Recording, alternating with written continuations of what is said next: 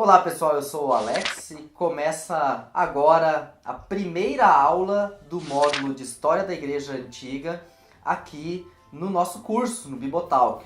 Seja muito bem-vindo a este novo espaço que a gente está criando aqui no Bibotalk para estudar teologia, para aprendermos um pouco mais sobre a história da igreja, bem especificamente nesse módulo. E nessa aula de hoje vamos começar falando sobre por que e como estudar a história da igreja.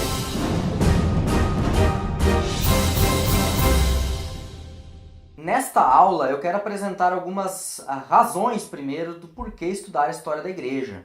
Então, quero apresentar alguns argumentos bíblicos a partir do Antigo e do Novo Testamento e também alguns argumentos históricos sistemáticos, seja a partir da história e, lógico, da teologia cristã, da teologia sistemática mais especificamente. Então, por isso é importante a gente fazer o nosso plano de viagens. Quando você vai fazer uma viagem, e a gente já planejou várias viagens, curtas, longas, a gente precisa de algumas coisas. Primeiro, definir onde nós queremos chegar. Então, por exemplo, se você quiser chegar em Paris, espero que o foco tenha ficado bom, você precisa de um guia de viagens. Para chegar em Paris, você necessita de um guia de viagens. Você vai necessitar também de um documento apropriado para viajar. Vai necessitar do seu passaporte, se você está indo para um país estrangeiro. Então é muito importante que você tenha clareza de o que você necessita levar para a sua viagem, onde você quer chegar com essa viagem. Com a nossa viagem à história da igreja, nós queremos então chegar onde? Lá na antiguidade da igreja, conhecer como foram os inícios, os princípios da igreja, quem foram esses personagens importantes naquela época, o que eles pensaram, o que eles deixaram para nós, o que eles nos ensinaram. Para chegar até lá, nós precisamos de um meio, nós precisamos de um passaporte, a gente precisa ter um jeito de chegar lá, um documento, digamos assim, algumas coisas, lógico, a gente precisa de uma passagem, de um veículo, etc. e tal, tudo que faz parte de uma viagem, a gente precisa para poder empreender essa viagem. E é isso que a história da igreja, esta aula, quer oferecer para você. Uma ferramenta através da qual você pode empreender essa viagem. Então quero começar agora a apresentar os argumentos precisa, digamos assim, eu considero assim, os argumentos que você precisa conhecer do porquê estudar a história da igreja. Então, o primeiro argumento eu trago a partir do Antigo Testamento. O Antigo Testamento, por si mesmo, ele contém uma série de narrativas onde são relatados como Deus agiu na história com relação ao seu povo. A gente vê aí Deus criando em Gênesis, a gente vê Deus chamando Abraão, levando Abraão da sua cidade natal para uma nova nação. A gente vê Noé sendo salvo um pouquinho antes de Abraão, lógico. A gente vê depois o êxodo no Egito, salvamento ali bem presente nesse momento do êxodo com Moisés. A gente vê mais tarde a tomada da terra. São uma série de episódios bíblicos onde nós vemos a ação de Deus em favor do povo, bem concretamente na história. Até alguns exemplos são interessantes, né? Quando Arão e Moisés levantavam as mãos, levantavam o cajado, os israelitas ganhavam as batalhas. Quando eles baixavam as mãos do cajado, os israelitas perdiam a batalha, perdiam a força na batalha. Então isso tudo é muito interessante de notar como Deus está ali presente e atuante na história. O passado é colocado sob a luz da lei de Deus. Isso é também interessante no Antigo Testamento. A lei de Deus revelada nos primeiros livros da Bíblia, ela é tomada como uma norma pela qual toda a história do povo de Israel vai ser medida, vai ser qualificada. Então as pessoas vão ser vistas na retrospectiva de suas vidas pelaquilo que elas fizeram em conformidade ou não com aquilo que a lei de Deus diz. Por exemplo, no episódio do Êxodo, da saída do Egito, episódio bem fundamental que é o da Páscoa, nós lemos em Êxodo 13:14, leio aqui de acordo com a NVI, no futuro, quando seus filhos perguntarem o que significa isto, digam-lhes, com mão poderosa, o Senhor nos tirou do Egito, da terra da escravidão. Vejam bem que está aqui quase que um mandamento de ensinar aos seus filhos a palavra de Deus, a lei de Deus, de rememorar. Essa é a ideia que está aqui bem presente nesse texto. Por que ensinar? Porque você não vai ensinar alguma coisa que é seca, que é um dogma, que ninguém sabe de onde veio, que não tem pé nem cabeça. Não, você vai ensinar para os seus filhos uma história onde Deus, somente Ele, salva o seu povo da escravidão no Egito. E esse é o cerne da questão de como a história se torna importante para a teologia, porque ela é um meio de revelação de Deus. Deus se revela ali na história, concretamente, com as ações que Ele tem em favor do seu povo. E por isso é importante relembrar, rememorar, trazer à nossa lembrança tudo aquilo que Deus fez. Assim também acontece, por exemplo, com relação aos reis, aqueles que lideraram o povo de Deus ao longo de um bom período, que é o período do reinado em Israel, depois de Israel e Judá, nos dois reinos divididos. Lemos assim no primeiro livro das Crônicas, capítulo 10, versículos 13 e 14. Saul morreu dessa forma porque foi infiel ao Senhor. Está relatando ali, Saul, ele morreu ali naquele episódio do confronto com as tropas de Davi, então foi uma morte, digamos assim, nada bonita, nada cinematográfica, uma morte assim, meio tenebrosa, e o texto continua dizendo, ele não foi obediente à palavra do Senhor e chegou a consultar uma médium em busca de orientação, em vez de consultar o Senhor.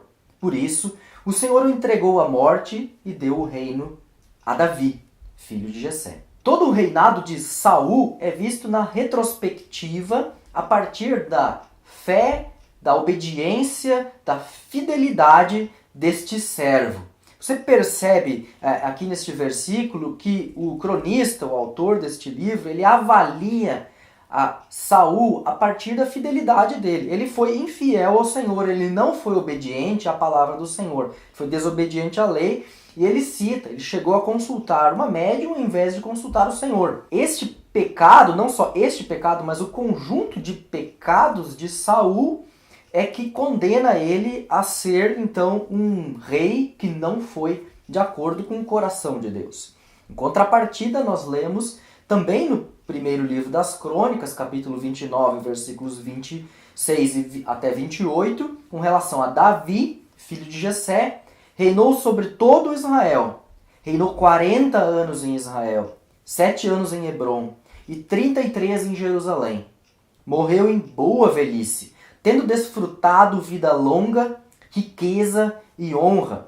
Seu filho Salomão foi o seu sucessor. Olha que interessante.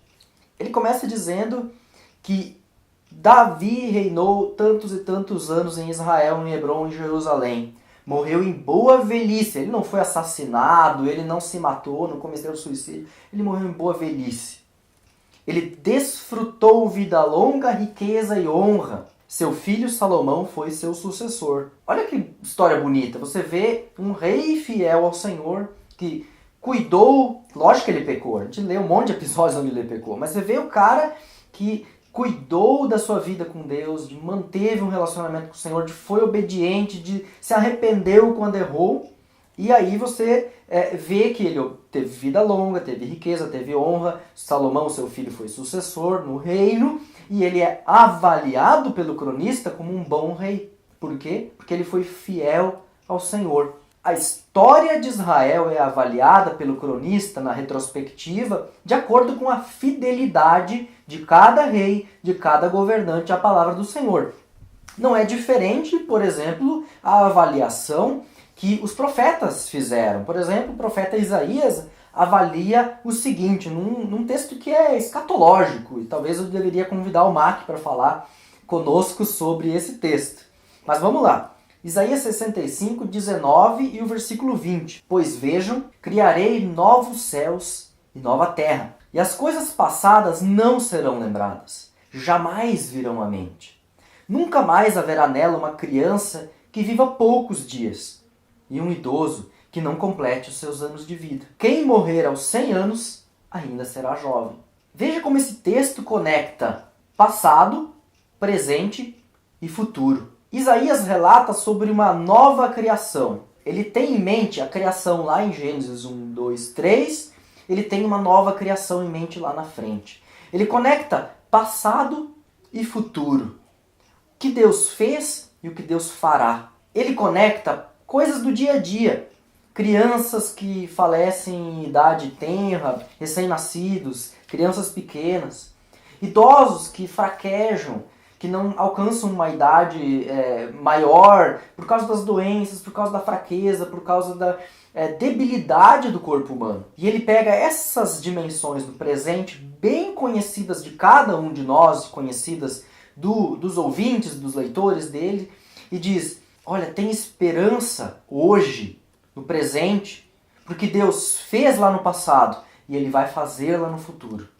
Veja como a história é importante dentro da palavra de Deus. Porque Deus se revela na história com aquilo que Ele fez, com aquilo que Ele faz hoje, com aquilo que Ele fará ainda no futuro. Vamos agora olhar o que o Novo Testamento quer nos revelar a respeito da história de Deus conosco. E agora vamos então para o Novo Testamento, para aquilo que o Novo Testamento quer nos apresentar com relação à história de Deus com o seu povo.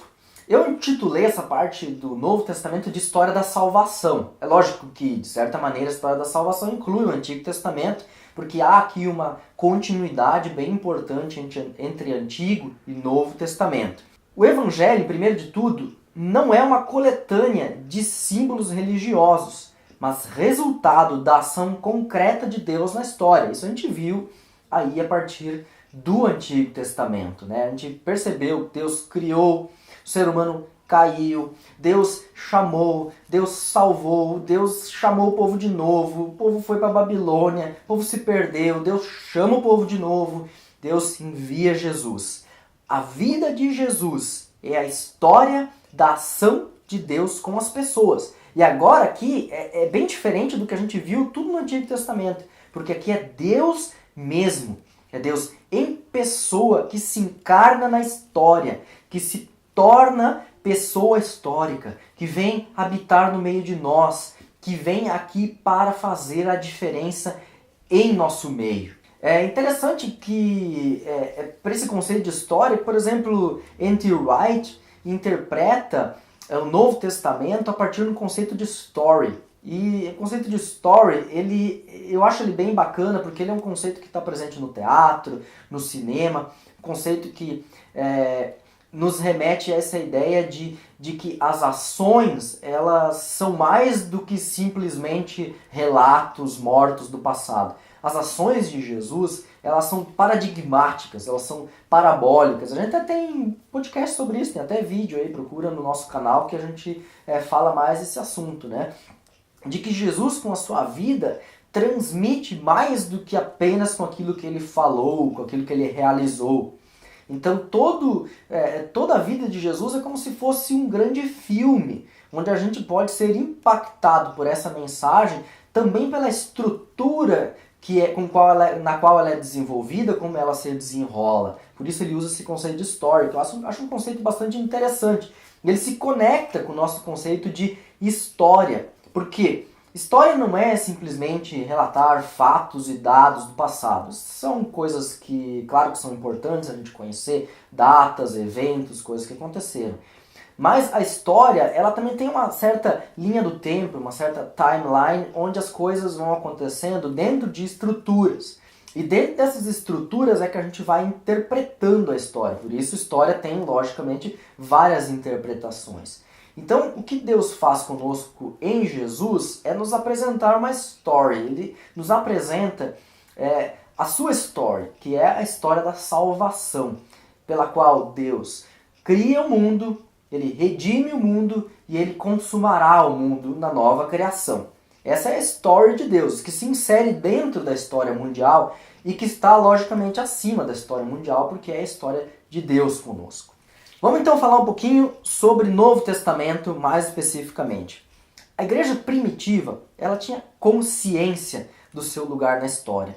Ela olhava tanto para o passado quanto para o futuro. A igreja primitiva, ela se preocupava em ler o Antigo Testamento, em interpretar os acontecimentos em Jesus Cristo, em como isso aconteceu, como Jesus veio ao mundo, o que isso significava à luz do Antigo Testamento, e olhar para o seu presente, para o seu agora, o que isso trazia de motivação para eles, como eles viveriam, como eles ensinariam, e, logicamente, olhar para o futuro, para onde Deus está apontando para a vida deles.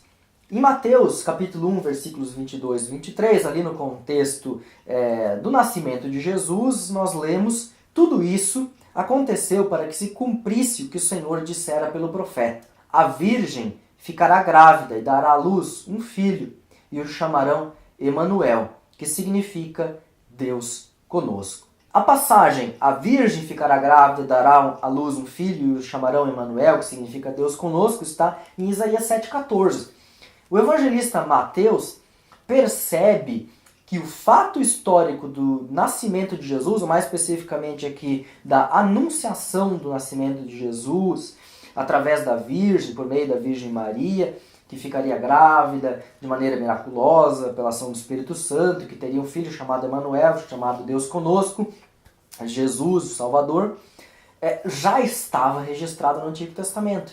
Então, a história de Jesus é o cumprimento de profecias feitas por Deus no passado, que se cumprem naquele presente, naquele momento do nascimento, da concepção e nascimento de Jesus, mas que tem validade para nós hoje, no nosso presente, porque a gente entende a ação de Deus em toda a história. E a gente sabe que Deus é fiel para cumprir as promessas que ele ainda deixou para o futuro. Em Marcos, capítulo 1, versículo 15, nós lemos: o tempo está cumprido e o reino de Deus está próximo, de acordo com a Almeida Revista Atualizada e também a Revista Corrigida. Na NVI nós lemos: o tempo é chegado. Eu tenho dois verbos aqui, observe na projeção, eu tenho o verbo ali marcado peplerotai e eu tenho o verbo enginken.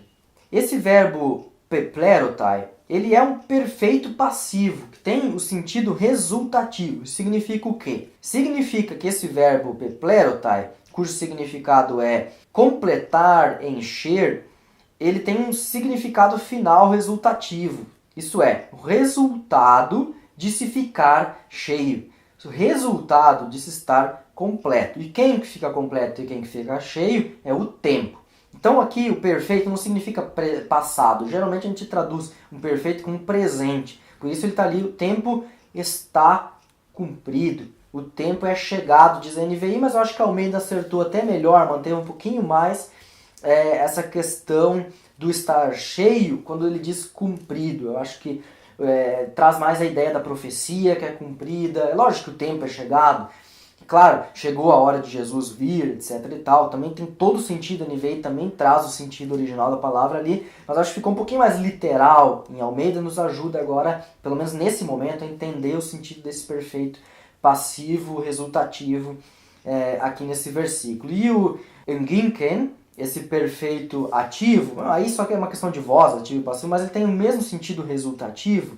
E aqui enginken significa engus, tornar-se, ser próximo, aproximar-se. Então, um perfeito ativo resultativo, ele vai ter a ideia de que aquilo que está próximo, o resultado de se estar próximo, de se aproximar. Então, é lógico, resultado de estar próximo não é chegar, mas é estar próximo, logicamente, né?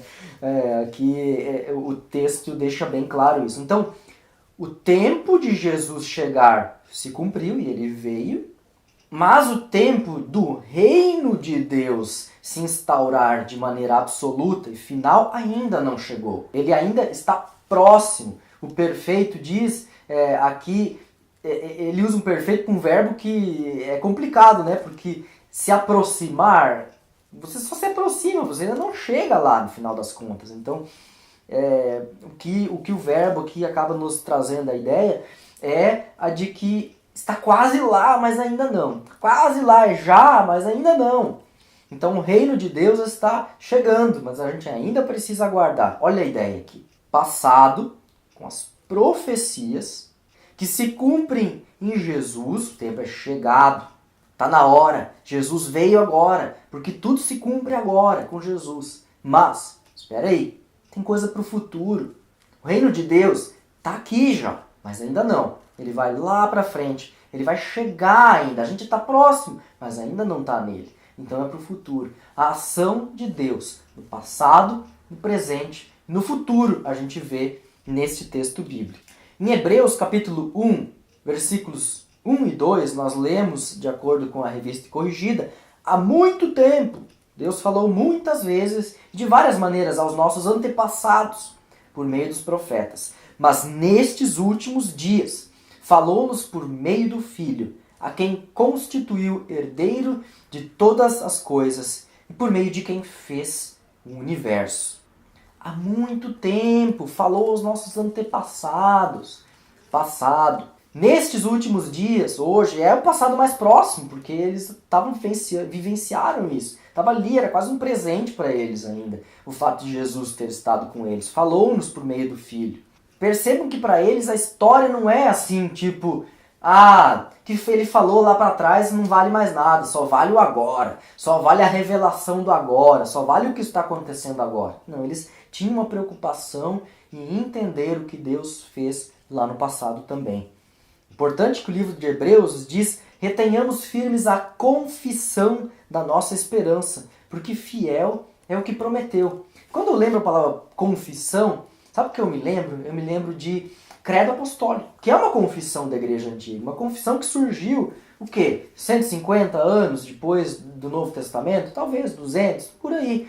Logo depois do Novo Testamento a gente tem a escrita desse texto tão importante que é o Credo Apostólico, que é uma confissão de fé, que é o conteúdo daquilo que os cristãos criam, daquilo que os cristãos consideravam ortodoxo, correto, aquilo que eles viam como uma fé verdadeira e salvífica. E ela é o quê? É uma soma, ele é um conjunto de doutrinas que remetem à ação de Deus no passado. Deus criou, Deus nos redimiu em Jesus, nós cremos no Espírito Santo, nós cremos no Espírito Santo hoje, na criação, na igreja, na comunhão dos santos. Nós cremos também na remissão dos pecados, que é hoje, na ressurreição do corpo, que é no futuro, e na vida eterna, que é no futuro. A história da igreja tem tudo a ver com Bíblia, tem tudo a ver com a forma com que Deus age ontem, hoje e agirá no futuro. Da mesma forma na igreja. Deus agiu lá com os primeiros cristãos desde o Pentecostes, desde as primeiras conversões, passando por todos os períodos também difíceis, assombrosos, complicados da história da igreja, nos conduzindo pela reforma, pelos avivamentos, chegando até os dias de hoje. Veja bem, Deus fez uma história com o seu povo. E se Jesus não voltar ainda antes de você assistir esse vídeo, se você está assistindo, é porque Jesus ainda não voltou. Pode ser que ele volte ainda, nesse tempo que você está aqui assistindo. Então, fica calmo aí. Se Jesus não voltou ainda, então ainda Jesus tem uma história para fazer. Deus ainda tem uma história para fazer com você e com a igreja. Agora eu quero passar para os argumentos histórico-sistemáticos.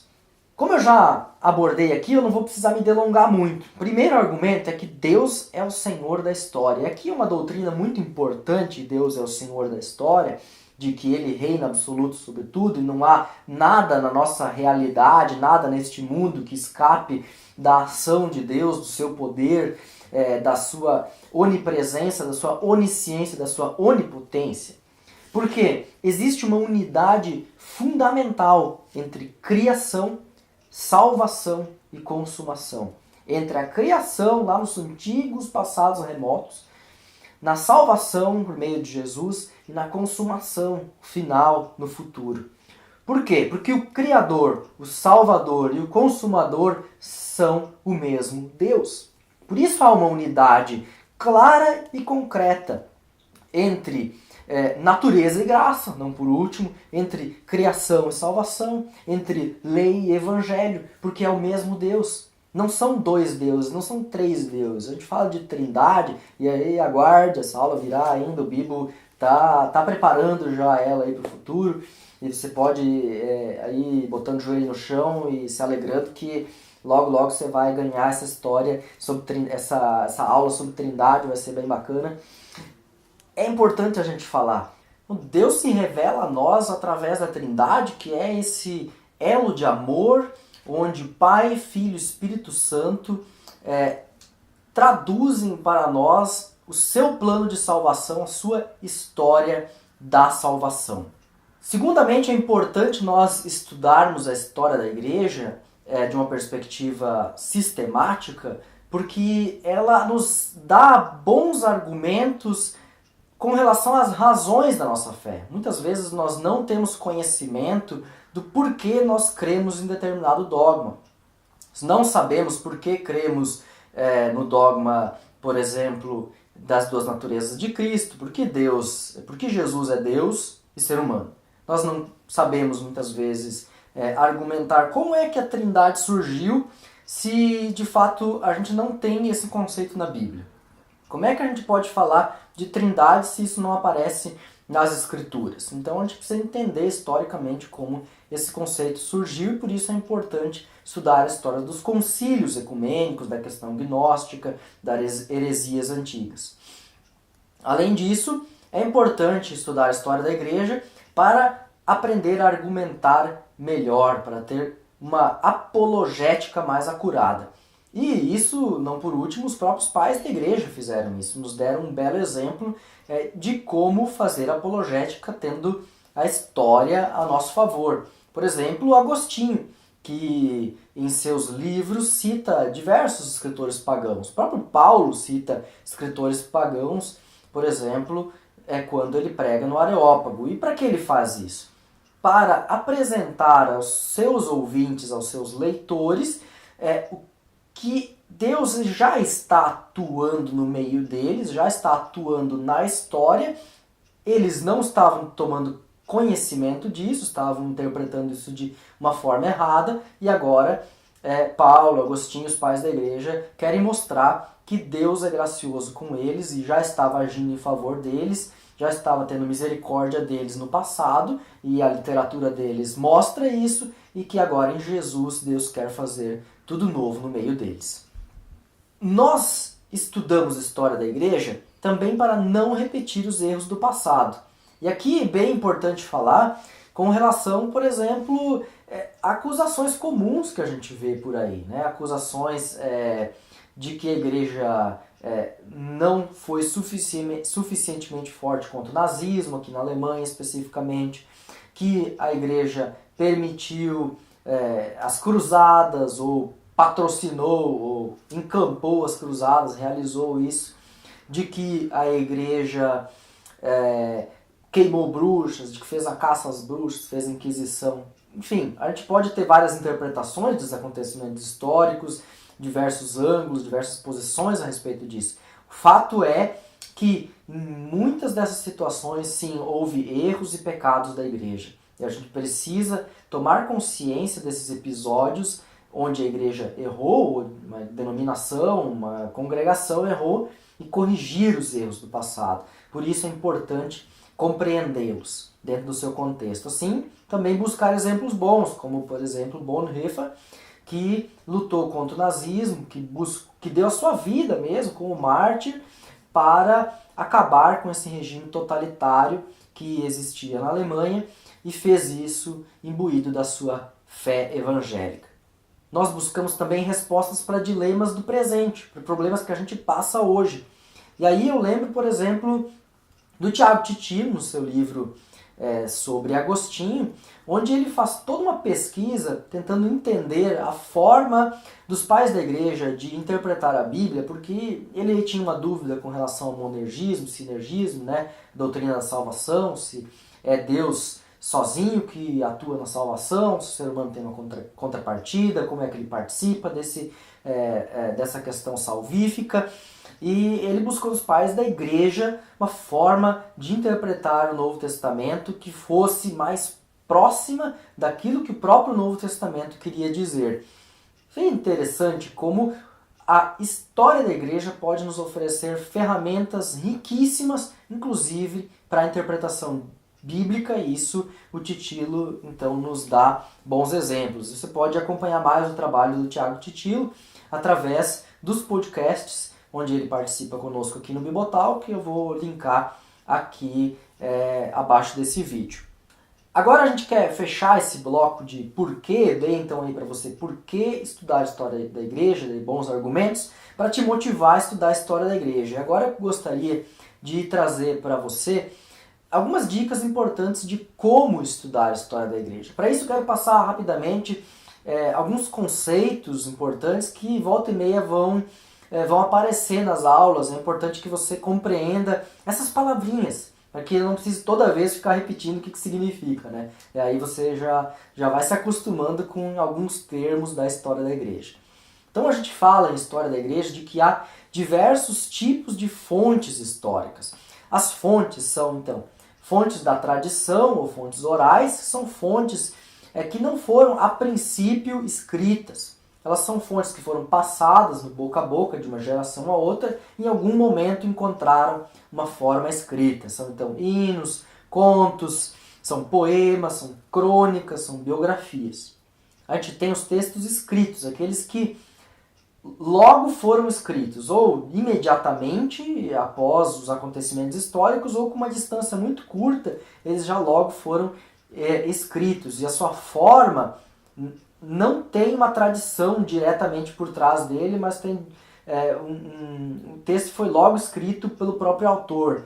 Então traz a opinião do autor mais claramente, mais forte nesse texto. E, logicamente, também a gente fala de fonte escrita para uma série de documentos, por exemplo, documentos de transferência de terras, de compra e venda, atas que transcrevem uma reunião que aconteceu ali, inscrições, ou seja, aquelas inscrições em pedra, em tabuinhas de barro, em metal, em madeira, todas essas transcrições escritas, elas são provas materiais, são objetos históricos escritos. Aí a gente tem mais um outro tipo de escrito, que é o vestígio escrito. Aí são cartas, são anotações, são diários, que não são materiais onde a pessoa está relatando acontecimentos históricos em primeira mão, mas ali no meio de uma série de acontecimentos corriqueiros a gente consegue rico material de fonte histórica.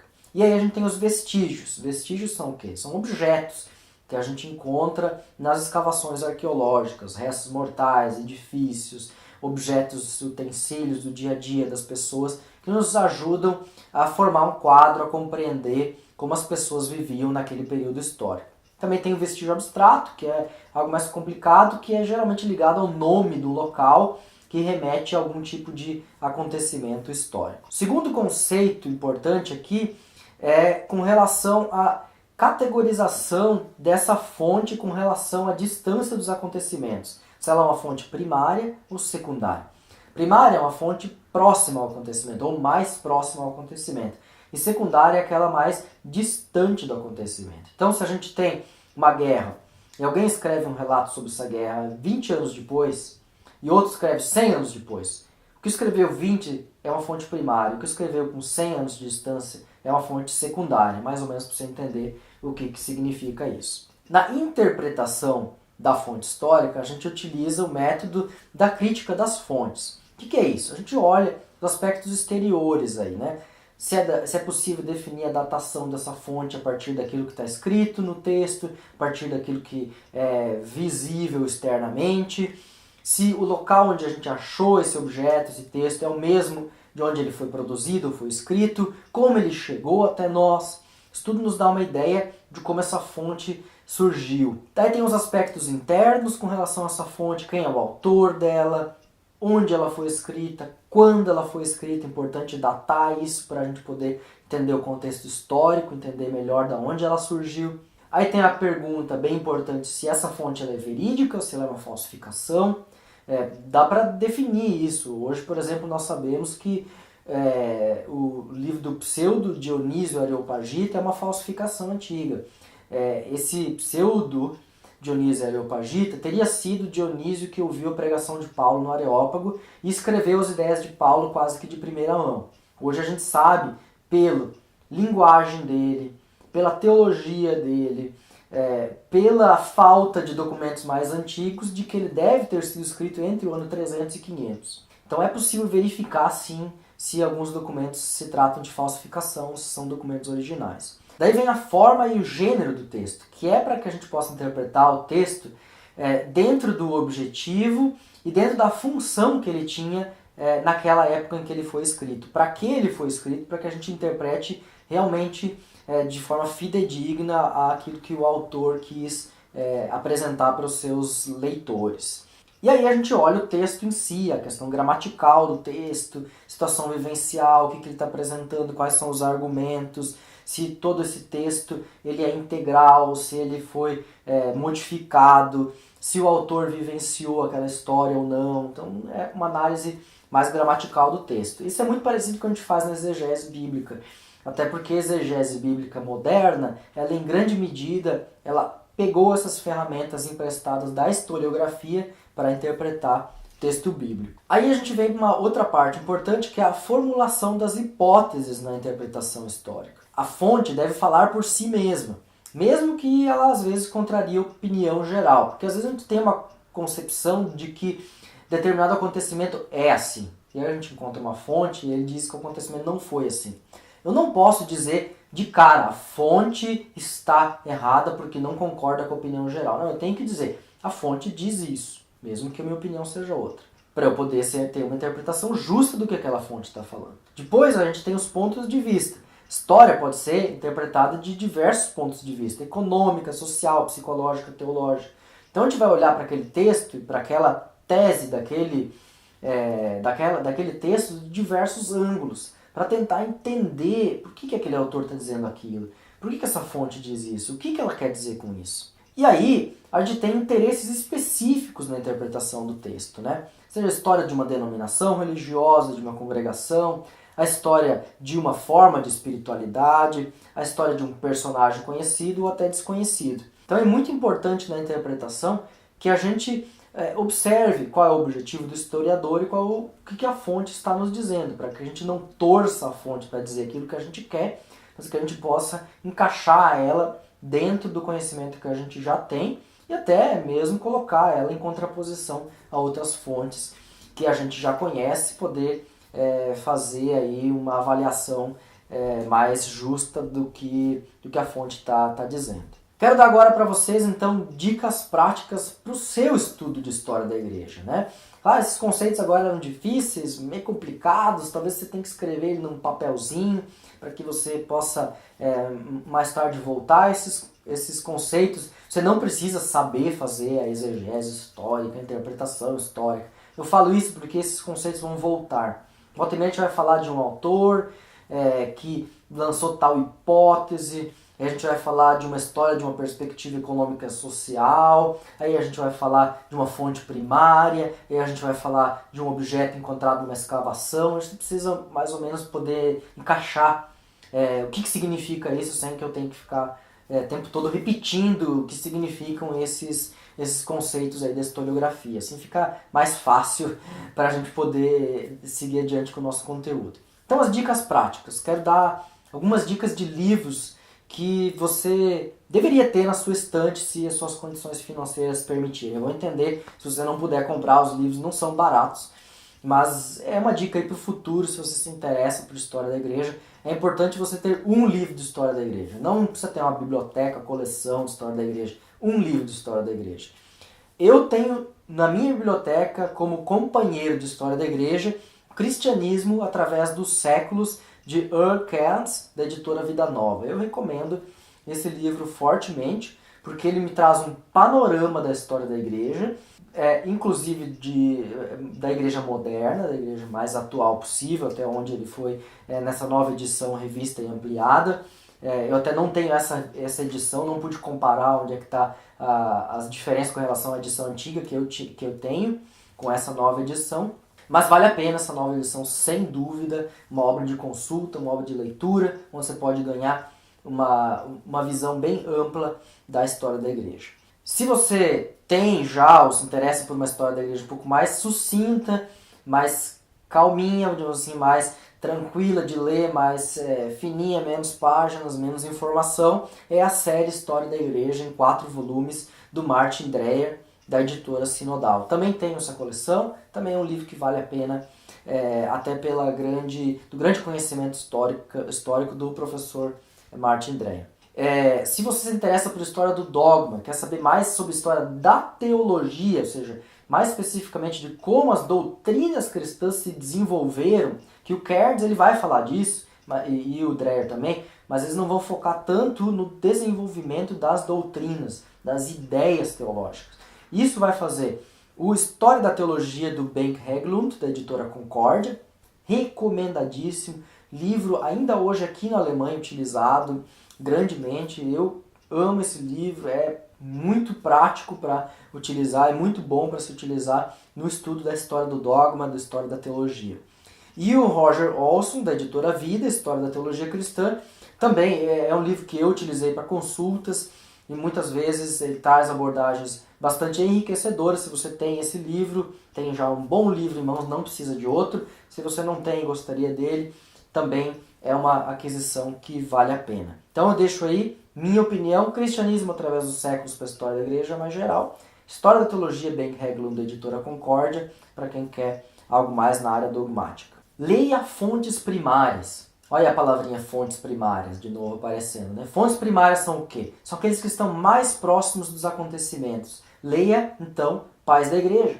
Se você quer conhecer a história da Igreja Antiga, você tem que ler Pais da Igreja.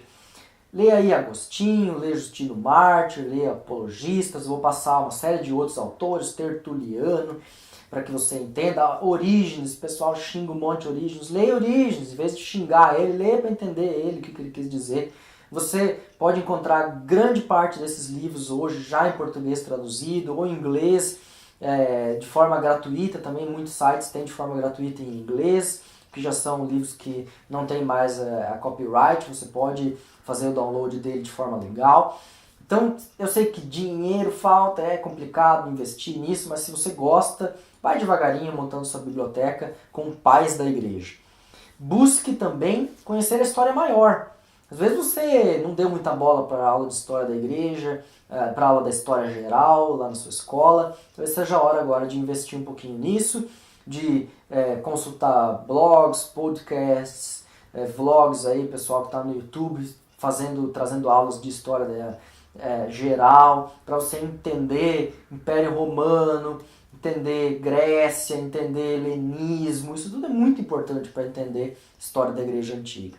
Uma última dica fundamental: pergunte, pergunte e pergunte. Não tenha vergonha de dizer que não sabe e que você quer saber mais sobre um assunto. Formule a sua hipótese, diga aquilo que você pensa sobre aquilo que você leu, aquilo que você compreendeu e coloque a sua hipótese na mesa para que ela seja criticada pelos outros. É assim que a gente aprende. O outro vai trazer outra ideia, vai refutar essa outra ideia, vai trazer outra fonte. Pergunte, pergunte, pergunte e assim você vai aprender mais.